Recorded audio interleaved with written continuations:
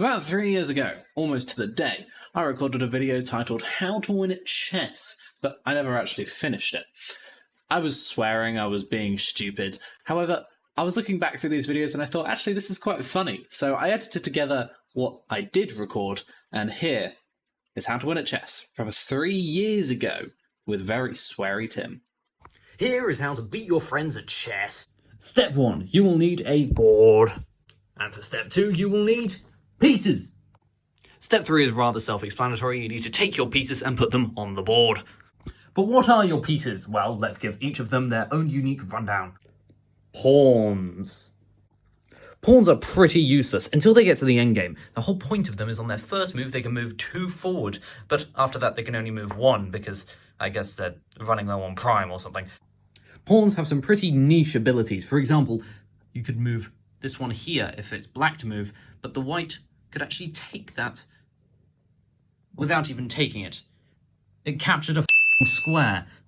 Rooks are they can move all sorts of directions, and by that I mean horizontally or vertically, but they cannot move diagonally. So for example, if we had a rook here and your rook here, whoever's to move is basically lost, because if you move here, he's going to take you, and if you move here, he's going to take you. But luckily, there is no limit to the amount of squares that they can move. For example, say it's black to move now, they can move 2 squares, or 3, or 4. They can go as far as they can until they get into another piece.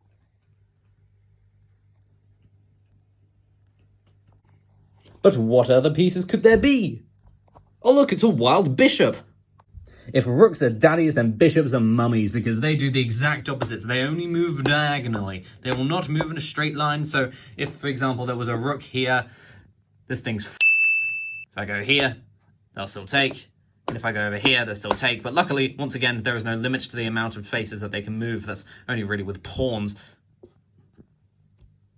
You. So we've had pieces that can move in straight lines and destroy the twin. And we've also had bishops, which can move diagonally and your mother. Really?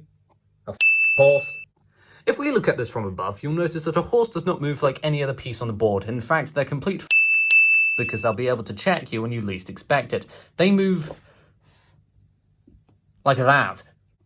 And now, for whatever reason, the developers of chess have decided that this is the only piece on the entire board that can go over other pieces, because for some reason horses can now fly and take your king.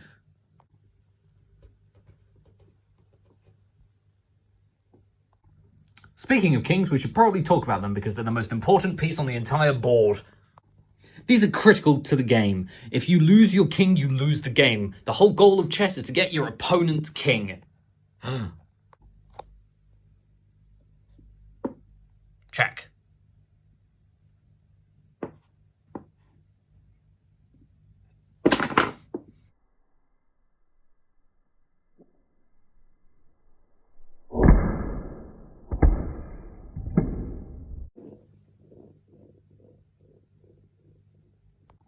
And so, after a completely brutal massacre, you are left with nothing on the board. We have covered every single piece, ladies and gentlemen. Hang on. You don't have a cross on top of you. You're not a Christian. What are you? Okay, you can move diagonally. You can also move in straight lines. But you can't move like an L. As previously seen, queens can move in straight lines and diagonally. If a rook and a bishop had a hookup, they would create a queen. Oh, here we go. You've probably seen this before. This is how a chessboard is set out. And now that you know what all the pieces are, you should understand a little bit more about why they're in the position that they are. On the outsides, on every single corner, we will have rooks. 2 white, 2 black. 1 point in, we will have the horses, or knights. Yes, this is a valid opening. No, I don't like it. Once again, we have 4 of these. Then we have our bishops.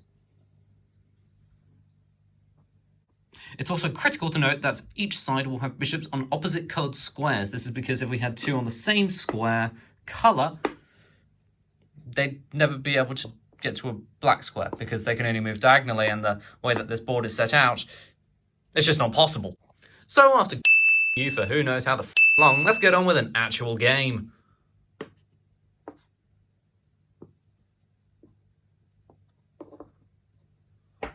We've already broken the rules of chess.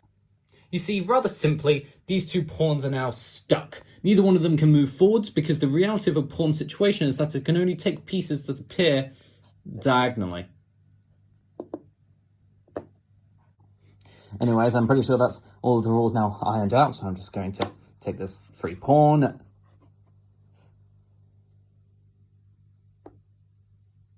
Why can't I take this pawn? Oh no, my king!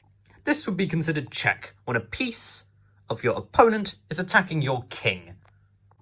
When in this position, there are three things you can potentially do. Number one, you can block. Number two, you can move your king.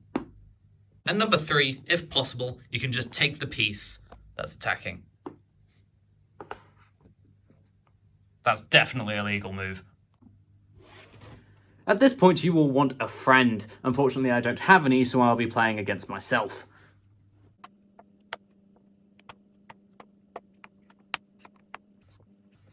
Checkmate. The famous phrase, checkmate, occurs when you can't get out of a check. For your 3 points, first of all, can this king move anywhere where it won't be attacked? Well, its only space it can move to is here. It can't take its own pieces, but that would still be in check. Okay, if we can't do this, then can we take it with anything? Well, the knight doesn't quite reach, and the bishop is on the wrong colour square, and the rook's blocked, and the pawn's passed, and This is the worst feeling in chess. When you have lost, you want to kill someone. However, before you throw your sadness out of the window and start playing WAP on repeat, do note one thing. You may very well get yourself in a situation like this, where you're not actually in check, but this bishop cannot move anywhere because it will put you in check. This is called a pin. Here is an example of a pin. Back here we have the opponent's king followed by their queen. On the line is a rook attacking this queen and pinning this king. This means that although the queen is technically worth more because, well, it can travel in more directions, it cannot move anywhere, and its best move is in fact to take this rook and then lose, because the pawn can take back, and in an endgame with a singular pawn, believe it or not, you can still actually checkmate. The very last thing that you should note is that pawns aren't entirely useless. Yes, I know, I mentioned them at the very beginning of this video, but they're not completely useless. If you somehow manage to your way past every single one of your opponent's pieces and get your pawn to the other side of the board, remembering that we started here, not here, because here's where the horse is, pay attention. I know that you're sat there watching another video or scrolling through Instagram or watching this, please pay attention to me. However, when it finally reaches the other side, you can actually take that pawn and promote it to any other piece you'd like except a king. You only ever have one king, so I promote this to a queen. Check. And what do you know, using the king and the queen together, we can checkmate this